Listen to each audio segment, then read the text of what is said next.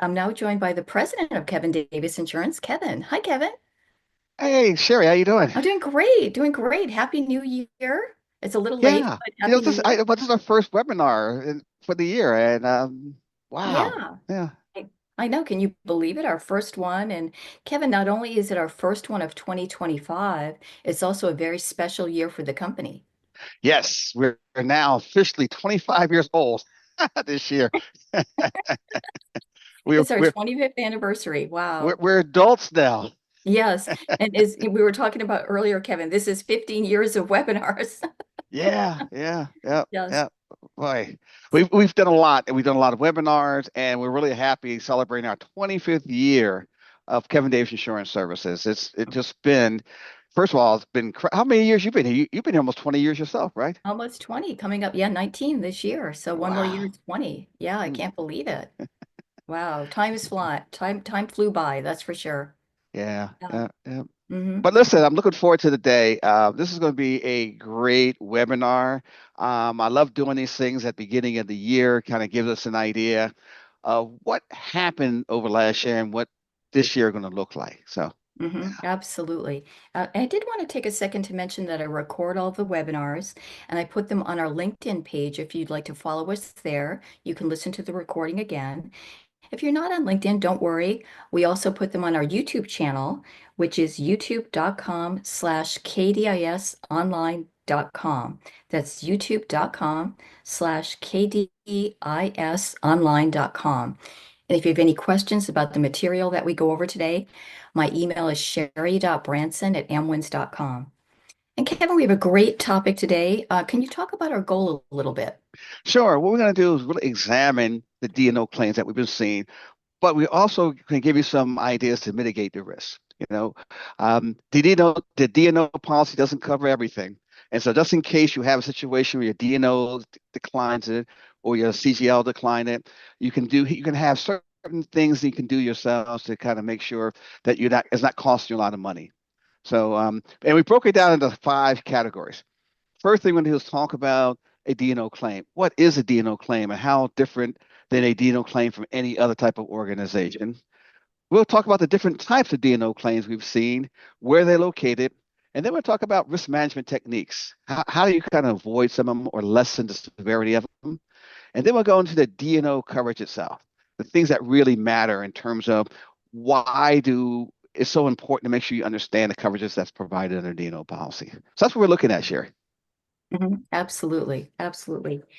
And now we're going to talk about understanding D&O claims. What exactly is a D&O claim? Can you describe it Sure. and what should people know about it?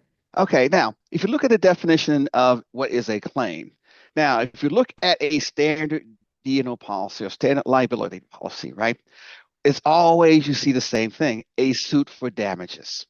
So you have a liability suit, you have D&O policy, it says a suit for damages. So once you sue, there's damages, there you go.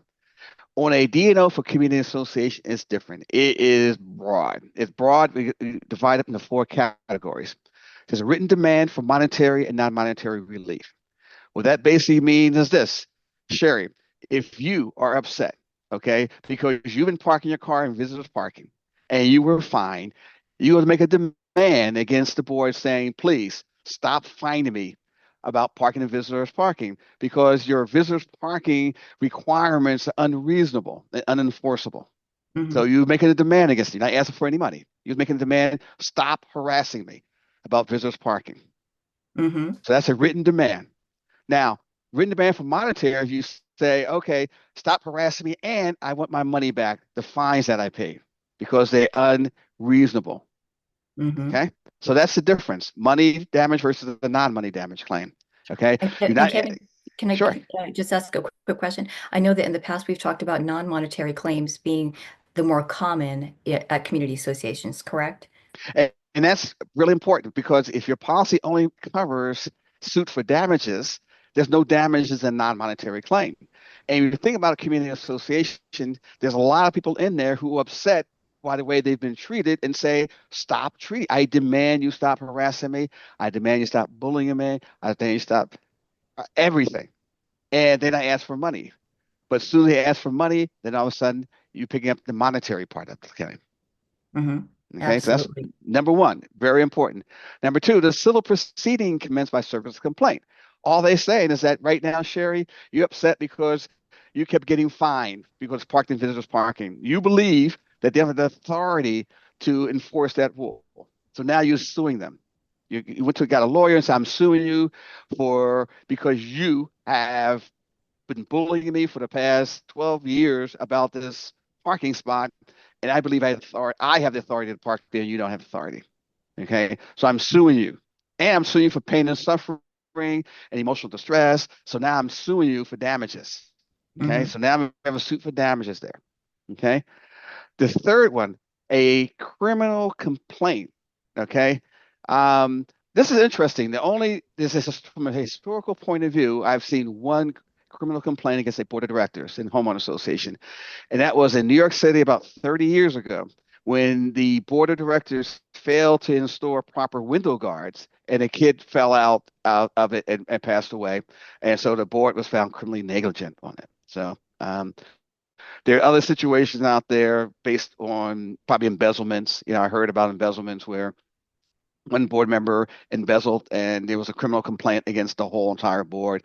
But the historical one, the one that started it all, was the one in New York where a criminal complaint against the board of directors. Hmm. And the last one, a formal administrative regulatory proceeding, it goes back. Sherry, if you go back and say, I'm going to the FHA, Fair Housing Act, because you're discriminating against me because I am a female. That's the reason why you're saying I can't park my car there. Hmm. Kevin, who lives right next door, parks his car in visitors parking all the time. Hmm. And you never harass him, you never bully him. You just bully me because I'm a female. Hmm. Hmm. Okay. So it's a Fair Housing Act. So it is broad. It's more than just a suit for damages. And that's why when we talk about a DNO policy, why it is so important, not more important, it's just when it comes to claims, you got to have these things as opposed to a suit for damages is what we always hear. Absolutely. Got it? Absolutely. You Yes. got that? I mean, and there's so Okay. many different categories, that we've talked about in other webinars, from flying flags, to discrimination, to there's just really kind of endless types of claims that an association that people can claim and can file. And so the non-monetary claims are very common and in many different categories. So it's a very busy area. And Mhm. now we're going to talk Yeah. about, we just talked about the claims, Kevin. We're going to talk about the common D&O claims that we've seen in 2024 and that we've seen recently. Let's talk about those categories a little bit and give an example of, Sure. each one so That, people know what we're this talking is the about. fun part. This is part I love because these are all the type of claims that we see. And it's kind of interesting because they shift from one year to the next or 3 or 4 years to the next. I haven't done this chart in a while, and I just looked at some of the claims we've been seeing and did some of the analysis and realized is that this is changing a lot, and we're starting to see a lot more claims in areas that we didn't see before. So, number one, breach of fiduciary duty. That is the one that covers everything. Hmm. Now, what is breach of fiduciary duty? The board of directors has a responsibility, okay, to act in the best interest of the association, use reasonable care without conflict of interest. That's their responsibility. That's what they have to do. And if they don't, guess what? They get sued. Hmm. Simple as Hmm. that. And the reason why they get sued, primarily because their responsibility includes three things. Number one, they have to collect assessments to maintain the association and enforce the rules. That's their job. Hmm. So whenever they're not doing one of those three things, guess what happens? They breach their fiduciary duty. Hmm. Absolutely. And Surfside comes to mind, Kevin, as an example. Hmm. Yes, because the board breached their fiduciary duty because they had a reserve study. Hmm. They collected money for the reserve study. Hmm. They did not do anything with Spend the building. money. They did not Hmm. spend money, you Hmm. know. So when we talk about breach of fiduciary duty, it's always based on one of those three things. You know, I'm upset, board, you didn't enforce the rules the way you should enforce the rule. You weren't timely enforcing the rules. You know, wait a minute, what do you mean you're increasing the assessments by 20%? You don't have the authority. You breach your fiduciary duty because you're doing something that you're not entitled to do. The Hmm. rules you're enforcing are unreasonable. So when they start using those kind of language, they're breach of fiduciary duty. Now, the most interesting thing that everything we talk about from this point on is breach of fiduciary duty. So they just didn't say breach of Mhm. fiduciary duty, or we categorize them into certain things. So, but as we talk about each one of these topics, at the end of it, you can always say because they breached their fiduciary duty. Mhm. It's such a broad category. It's such a very, very broad category, you know. Mhm. It's such it's such an interesting thing. And most of the times we talk about breach of fiduciary duty, they involve the three P's. If you know anything about community association, all the claims, all the pets, parking, and people, you know. Yes, And absolutely. so yeah, Yeah, and that's what that's I what see every day in my association. Pet every complaints. association, there's three Hmm. things. And so we breach your fiduciary duty, it's that you didn't handle the pets properly, meaning that I'm Hmm. seeing the dog, instead of using a service elevator, he's walking through the lobby. Okay. Hmm. And you know Hmm. better than having him walk through the lobby. Okay. Hmm. Uh, and Dog, people no always leash. disobey every rule there is in there. And Hmm. parking. Those are the three P's when it comes to breach your fiduciary duty. Hmm. Okay. So let's go to number two. Discrimination, non-employment discrimination. We separate employment discrimination to non-employment discrimination. And for one reason, when we talk about non-employment discrimination, we talk about the Fair Housing Act and the American Disabilities Act. Okay.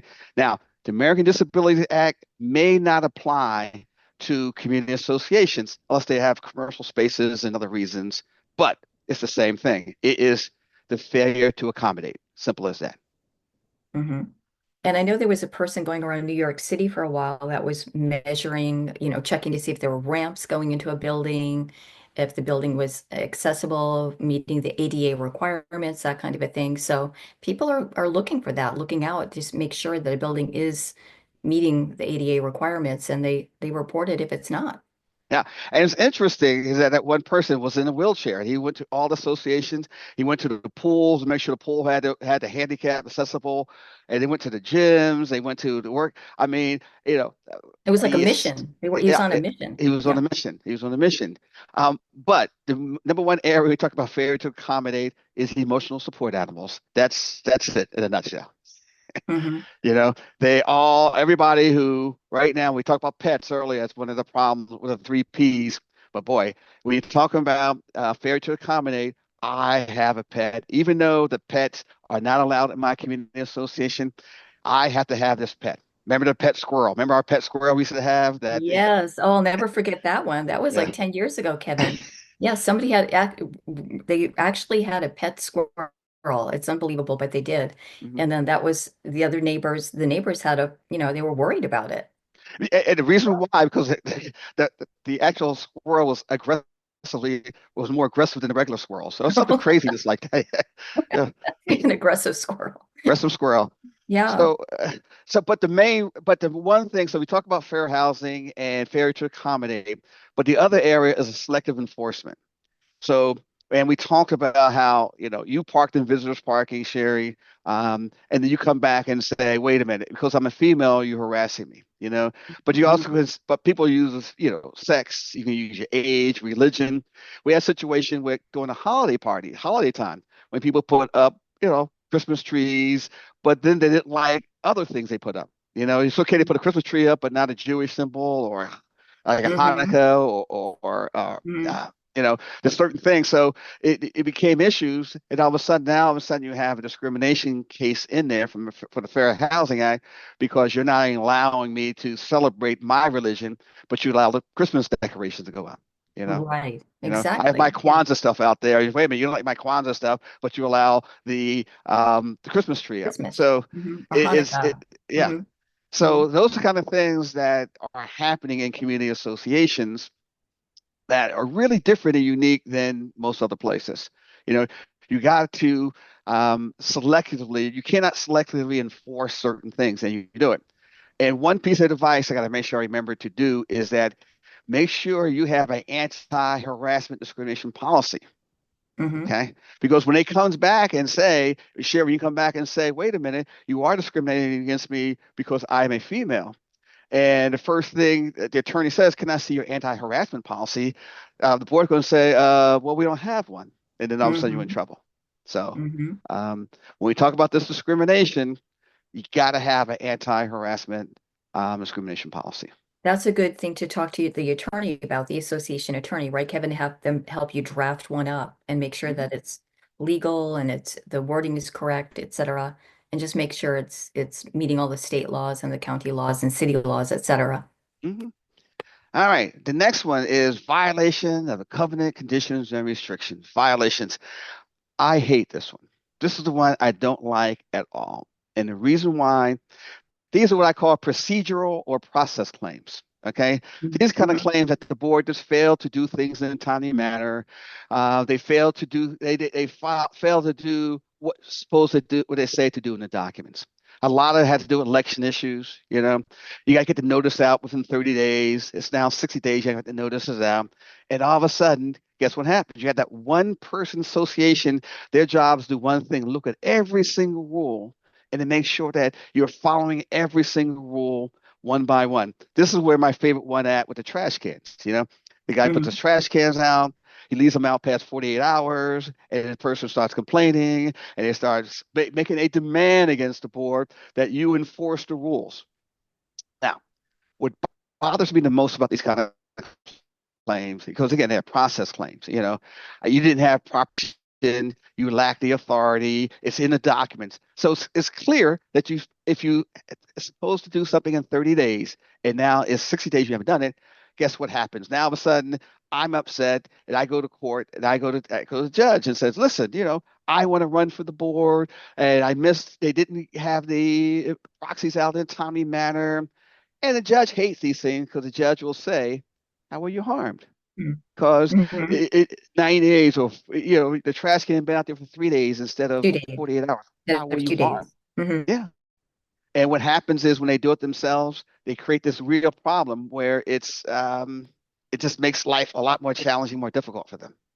Yeah. Absolutely. And they have a lot of time on their hands, Kevin. Lots Hmm. of time on their hands, and they're looking for things to pick, and to complain about. And like you said, they're tracking somebody's trash cans. I mean, it's Hmm. very, very, it's there's people in every community like that, So Hmm. unfortunately, that is a claim that can come up over and over again, and you're always going to have somebody doing that. Yeah. Hmm. So we talk about violations. These are rules that the board has to enforce. They don't enforce it because they believe these rules are suggestions and not real rules, you know. But somebody in association says you did not follow that rule. I'm going to sue you, board, because I believe you. First of all, the reason why I do it because I believe the board is incompetent or inferior or whatever it is, and whatever it is doesn't matter. But they get their lawyer on the phone, and then the lawyers, some states have prevailing party fees, so that if you get that lawyer in there, he's going to make money anyway. So anyway, Hmm. I don't Hmm. like that one. Yeah, I don't blame you. I don't blame you at That's all. the one Yeah, these are little tiny things that can turn into big claims, exactly. Yes, yes, tiny yeah. issues that aren't, nobody's getting hurt. Nobody's, really dramatically affected by it, but somebody just wants to complain, Hmm. basically. Hmm. Mhm. So next one is defamation harassment. This is part of discrimination, except for it's broader. So in other words, you have FHA and American Disability Acts who talk about race, creed, religion, color, and a special group of people. When you talk about harassment, bullying, defamation, that's also part of Fair Housing Act, but it's not limited to anybody. Anybody can do it. Everybody can be bullied. It doesn't matter who you are, your background, how old you are, and you can be harassed, and it just doesn't matter who it is or how it works. So what Mhm. that means is that because you have these weird kind of claims, it's a matter of me being damaged. You know, I'm being Mhm. hurt. It's Mhm. a reputational damage kind of situation where Right. I've I been can, damaged, I've been hurt. uh-huh. Those kind of Yep. situations we're talking about. I saw something in my neighborhood last year when the board had finished the budget for the year, and there was some kind of miscalculation made regarding one of the line items, and then they Hmm. had to come back and fix it, and they caught it, and then they fixed it. But on our Facebook page, people were kind of complaining about the board, and Hmm. naming names and stuff like that. So I thought, uh-oh. this is defamation. I mean, right off the bat. Exactly. That's a perfect example of it. Because what happens starts by people giving advice. I mean well. I've been living in this place for 20 years now, and I've never seen a board act this way before. They're so incompetent. What happened to them? That's You what they know? were saying. Yeah. Yeah. And Mhm. how dare they? And then the board goes back and say, well, listen, when that person was the president of the association, 20 years ago, they didn't enforce the rules. They were the ones incompetent. So all of a sudden you have all these hurt feelings all the time. And everybody's going back and forth with harassing and bullying. And again, reputational damages is one area that I've never even talked about before. 5 years ago, we never had a conversation about reputational damages. And again, this is one of those things I believe, we live in a post-COVID world. Right now, I'm at home. I'm working from home. Sherry, you working from home. And guess what happens? The other people at home, normally at home, that make noise. Kids are out there, and we're trying to have our webinar, and all of a sudden they're playing pickleball out there. So it's Yeah. things have changed. Things Yeah, have changed. absolutely. Yeah. Yeah. Many people still are working from home, like you said, even after COVID. Yeah. Hmm. Okay, let's go to the next one. Breach of contract. Breach of contract is a tricky one because breach of contract is historically has been uninsurable. Because if you enter into a contract with a painting or landscaper, what happens? You pay your contractor, you pay it. Right. But if you decide you don't like what he's done and you don't pay it, guess what? It should not be the responsibility of an insurer. Okay. Because you don't like what he's done, you received the benefit you weren't entitled to. So it's really excluded under the policy. Hmm. Well, what we do, we provide a defense for the board. So it's a big area because boards of directors like canceling contracts, management contract, landscaping contract, painting contract, roofing contracts, name it. They like it. They don't like it with the job they've done. And all of a sudden you have a year, or an automatic renewal. If you don't cancel it, then they cancel it and they create all kinds of problems. We defend, but there's no judgment because if the judgment is that means you received the benefit you weren't legally entitled to. So that's why there's no judgment. And there's exclusion in the policy. Hmm. Hmm. And this is a very common area, Kevin. This is another example in my neighborhood. They were they were getting a lot of complaints aboard about the landscapers, and so they put them on notice, I guess like a 6-month notice to see how they did. But then the landscapers got mad because the board was complaining a lot to them about things that they were doing wrong. So that they ended up quitting soon. So they ended the contract early, so it can go both Mhm, ways. mhm, mhm, mhm. Hmm. Yeah, interesting. Okay, so the next one we got, insure versus insured. Hate this one also. This is another one you hate because, again, if you look at insurance policies, you're not supposed to sue yourself. You can't sue yourself. But what happened is somewhere along the line, we realized that it happens a lot in the board of directors, in community associations. The current board doesn't like what the old board, especially when it comes to budgeting, reserving, and they want to blame them. Or the old board will go after the new board because the new board is not budgeting and keeping up with the reserve account, what you're supposed to do. So we're seeing a lot of situations where you get the old board, a bunch of their attorneys, you got your new board, their attorneys, because they end up cross-suing each other. And so you may end up with a lot of different attorneys. You can also be in a situation where the current board, that they don't like each other because decisions the president made are like decisions the treasurer made and vice versa. So it has been challenging. That's been challenging also. So, Hmm. um, whew, so it's a lot. So that's insure versus insured. Wow, this is a lot of stuff here. Okay, It's a lot of next one. information. Yeah. Uh, Assessment issues, assessment collections. Okay, always a problem with assessment because the board always needs more money than they have. Every year when it comes time to rate, when look at their budget, instead of saying, yes, let's go up 5 to 10% because we know the cost of living has gone up, they would say year in and year out, guess what, guys? Boom. We are maintaining the same as we did before. We're not going to raise our assessment. Clap. Congratulations. Okay. Hmm. Hmm. Yeah. But what happens now is that you want to increase them, but you don't have the authority to increase them. And so first thing to do is file a claim against the board saying, wait a minute, you don't have the authority to increase your assessments that much. You have the authority to have a special assessment. You have the authority to do X. And So you see a lot of these issues right now because, again, we're living in a time where these community associations are getting older. Any older, they have maintenance concerns. Hmm. Absolutely. Yeah, Mhm. and with the new law, I mean, we don't want to get into laws and things right now, but in some states they're requiring the special reserve studies, et cetera, and then that's raising the assessments dramatically and like huge assessments. So that's become a big, big issue in a lot of areas, especially Florida. Mhm. Hmm. Okay, next one. We got employment practices. Employment practices is a problem, especially now because the association is having difficulties, some challenges financially because of the cost of living, inflation, everything.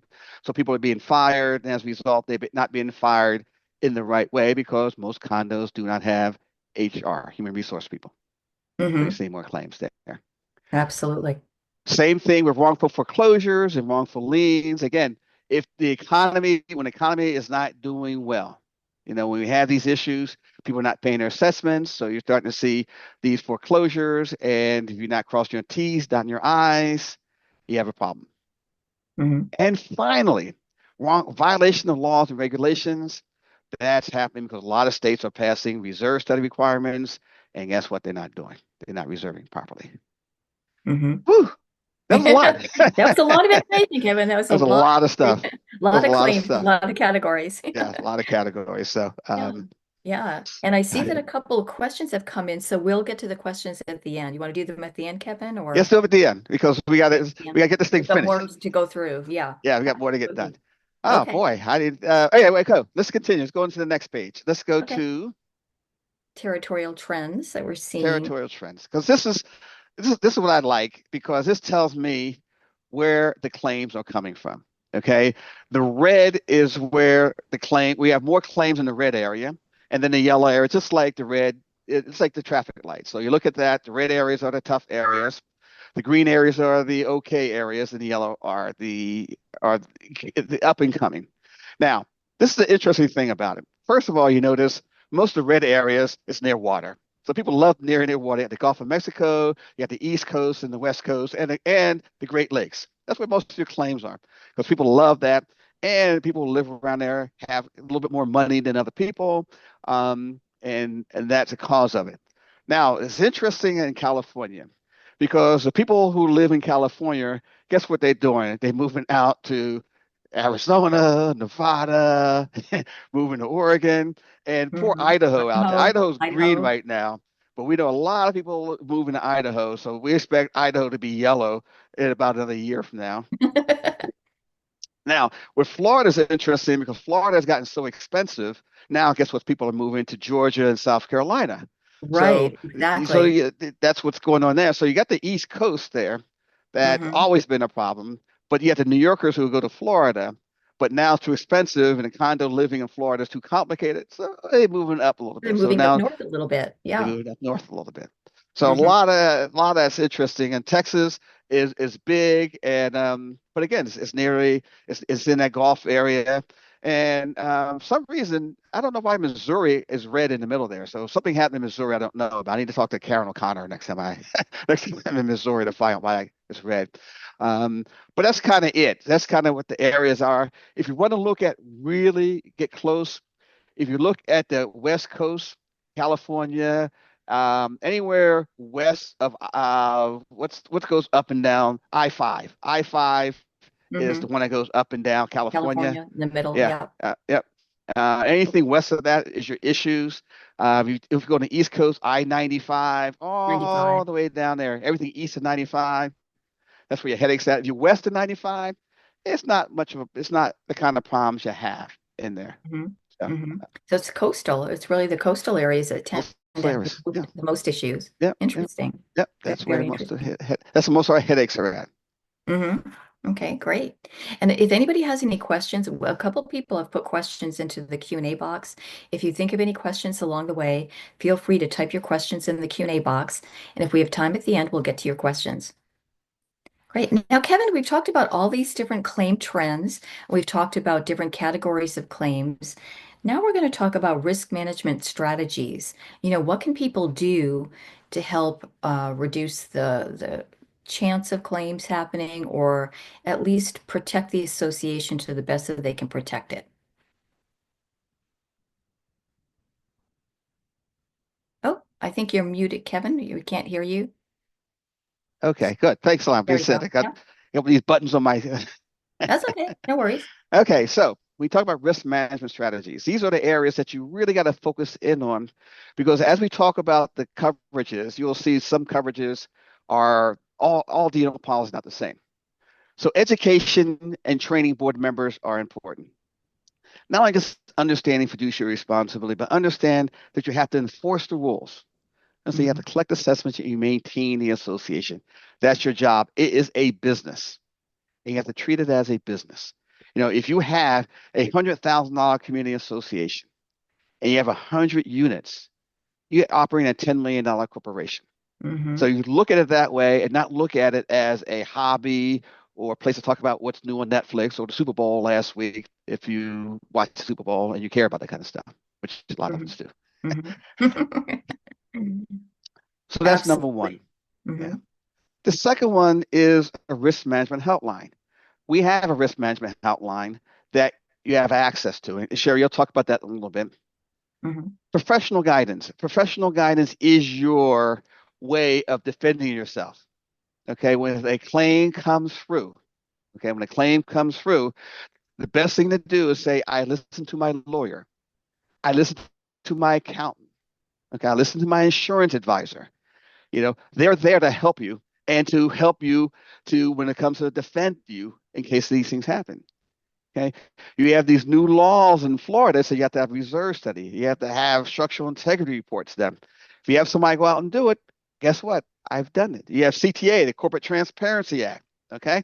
Did you do it or not? Hey, I'm just complying with the law, what they're telling me to do. My lawyer say to do it, I'm doing it. My lawyer say I don't have to do it. Listen to them, and they're the ones. So professional guidance. You have to be proactive with risk management.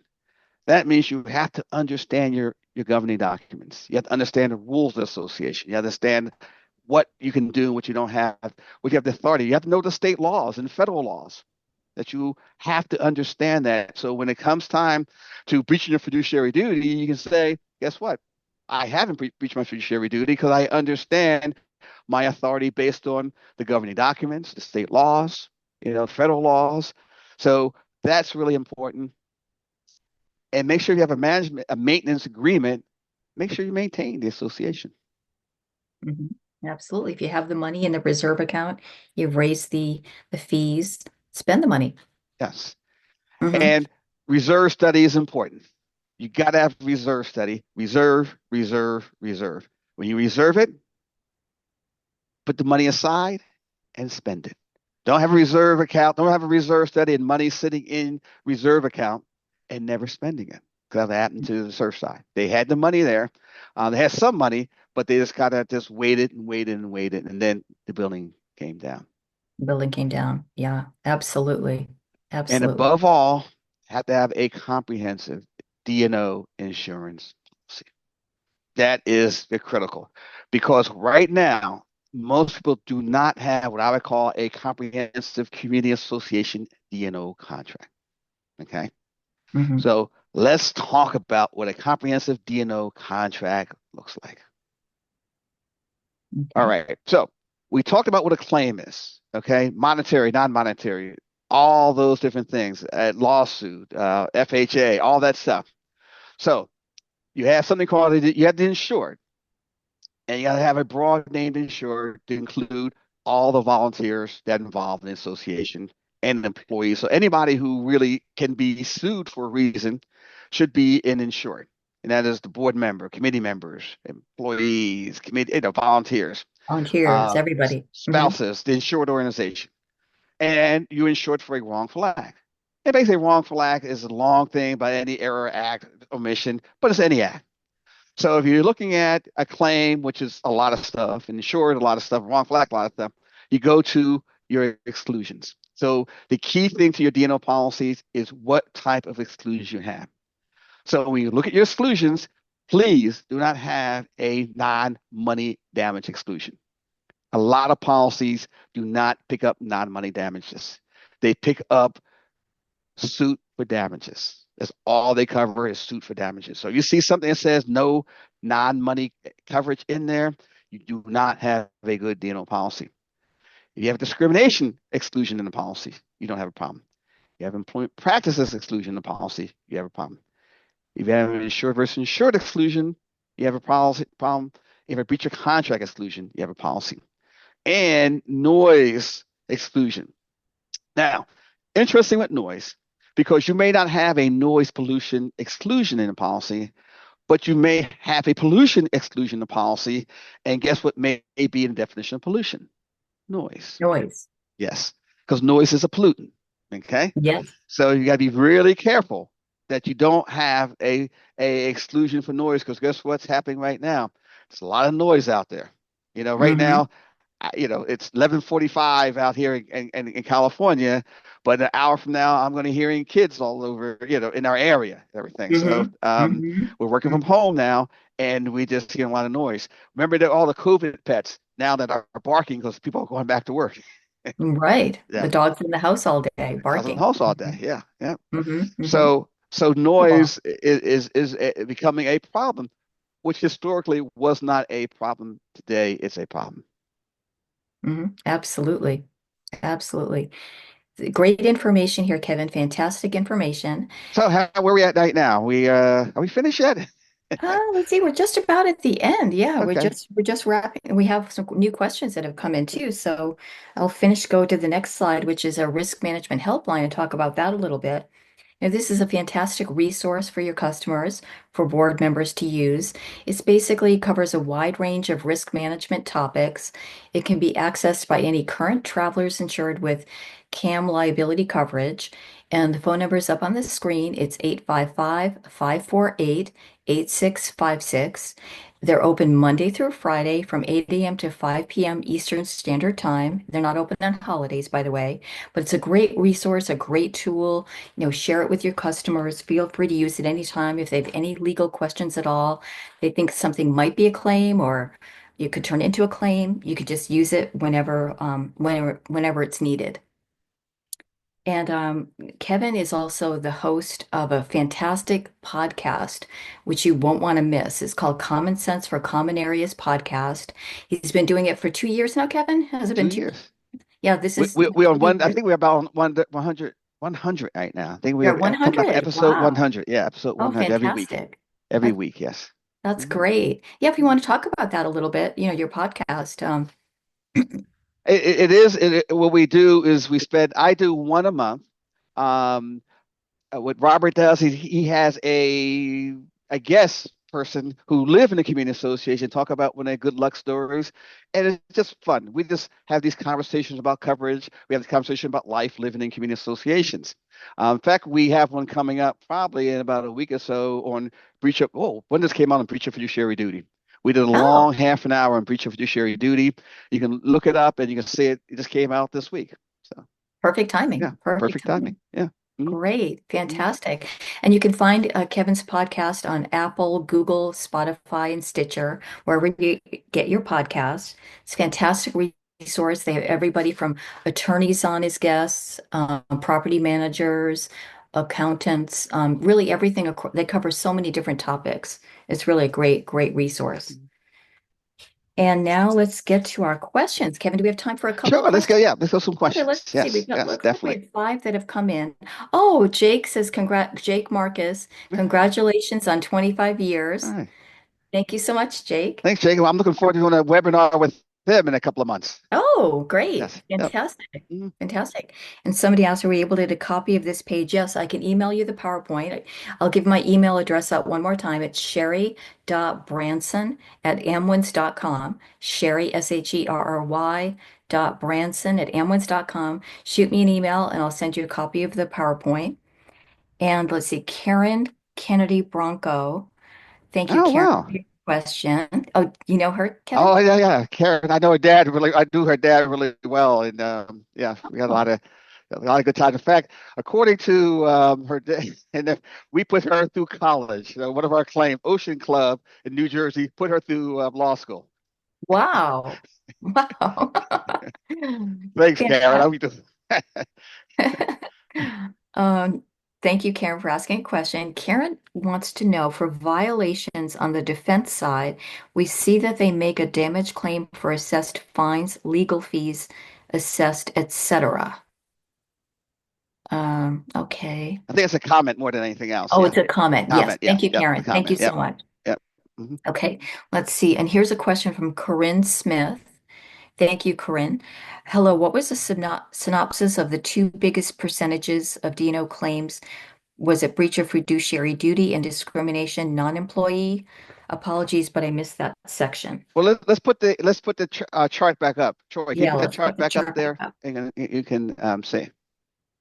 I can look at the chart here too. Let's Yeah, there see. you go. The biggest percentage is breach of fiduciary duty and discrimination, Mhm, non-employment.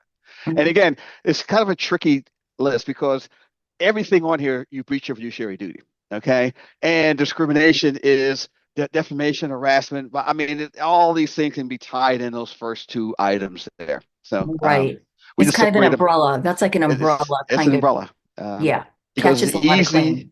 it's easy to say you breach your fiduciary duty and you discriminate against me. You breach your fiduciary duty and you defamed me and you harassed me, you bullied me. So it kind of goes together. But yeah, that's it. So Hmm. Absolutely. Great. And if you'd like a copy of the PowerPoint today, I'm just going to give my email out one more time. It's sherry.branson@amwins.com. And let's see, Karen Bronco says she's laughing out loud. And Andrew Bateman, can you type my email? Oh, yes, I'll type my email address in. And yes, Karen says hers was a comment. I'm getting a lot of emails here too. Okay, Dawn Becker Durnan. Thank you, Dawn, for your question. We're getting a lot of questions about liability in connection with tax penalties, interesting, as well as the Corporate Transparency Act. yeah. How Mhm. does the D&O coverage, if any, relating to CTA registration failure to do so penalties? Again, I would to me the best advice I can give on a CTA is to comply. There's nothing else you can do is but comply because again, you do have an exclusion in the policy for failure to obey. Again, if you comply, you're better off than not complying. And I know people don't want to comply because when you comply, you're giving out information to them. Um, I would go to your lawyer. And some lawyers are saying don't comply. Go to your lawyer, get legal advice, and say, should I comply? Should I not comply? If they say yes, comply, okay, then you comply. They say no, don't comply. We're going to wait 6 months to see what happens. Don't comply. Get outside advice, expert advice to find out which way you should go. Um, I'm not a lawyer,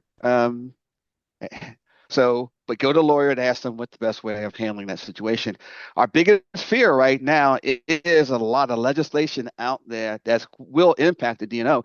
We did put a exclusion on the DNO policy for people getting money from the COVID or something that they're getting money they weren't entitled to. Um, you know, some COVID funds or something. So we don't know what the future looks like in terms of some of the legislative things. Right now, we're taking a close eye on it like everybody else. Mhm. Absolutely. I'm getting tons of emails here. That's great. Thanks, everybody. And wonderful. Thank you, Kevin, so much. Thank you for all the fantastic information. And thank you for joining us, everybody. And Kevin, do you want to talk about what we have coming up in April? We have Sure. something very special coming up in We're April. going to have a special webinar celebrating 25 years of Kevin Davis Insurance Services. And we're going to talk about what we're going to talk about, Sherry. I forgot. Yeah, let's see. We're going to talk about, well, we're going to take a look back, Kevin, at the changing landscape of our D&O policy over the past 25 There you years. go. That's it. And that's going to be Yeah. very interesting to see how things have changed and, from when we started 25 years ago to what's happening now, Yeah. et cetera. Because Yeah. it's changing every year. It's It's changing. basically And that's why, every year. if you look at what we're talking about from the past, where we first picked up breach of contract, where and everything was so wide open, the coverages were unbelievable. And every year you add a new exclusion because the DNO policy is so broad. I mean, if you look at insured as everybody, or wrongful act is anything, and a claim is all everything. So the key to that coverage is what's excluded in the policy, and what excluded on the policy was broad. 40 years ago, the biggest claim we ever had was a I have to say, it happened to be Karen Kennedy's dad. Was our first big club, which was Ocean Club out of New Jersey. I mean, we never had a D&O claim before. That was the first one. So Oh, that was the first one. that was our I didn't first think it was big the first claim. one. First big claim we Wow. had. And we didn't know there were claims back then. That was the first Right. one. So, and we Isn't put that Karen interesting? through college there, that one. Thanks. Yeah, we'll have to talk about that in April. We'll Yeah, have we'll to talk go about into that one in that claim a April. little bit more. Yeah. It's a lot to talk about. And we'll talk about the future too. It's really going to be the past, the present, and the future in terms of what we expect and what we're going to be seeing. So look forward to that in probably early April. Early April. Yeah. Fantastic. Great. Okay. Well, thank you so much, everybody. And thank you for joining us. Have a great afternoon. And the recording will be on our LinkedIn page and also our YouTube channel. If you not happen to not be on LinkedIn, if you want to follow us on LinkedIn, we'd really appreciate it. The YouTube channel again is youtube.com/kdisonline.com. But if you have any questions, just shoot me an email. Thanks. Thanks, All right. Kevin. Take care. Thank you. Take care. Bye-bye.